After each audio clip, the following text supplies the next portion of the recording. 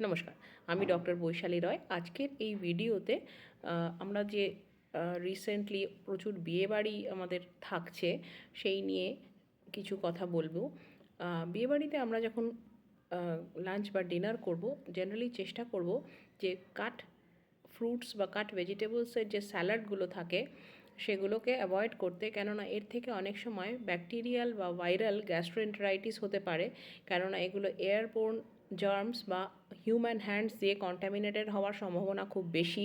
এবং যেহেতু আমাদের পলিউশনটা অ্যাটমসফিয়ারে বেশ ভালো রকমের রয়েছে, সুতরাং এগুলোকে অ্যাভয়েড করলে কিন্তু আমরা ইন্টেস্টিনাল যে আপসেটগুলো আমাদের হয় সেগুলো থেকে রেহাই পেতে পারবো। এই গ্যাস্ট্রোইন্টেস্টিনাল আপসেটের মধ্যে জেনারেলি পেটে ব্যথা হতে পারে, বমি হতে পারে, বমির ভাব হতে পারে, তারপরে অনেক সময় ডায়রিয়া হয় বা ব্লাডি ডায়রিয়াও হতে পারে, অনেক সময় জ্বর বা ফ্লু লাইক সিমটমস হতে পারে, গায়ে হাত পায়ে ব্যথা হতে পারে।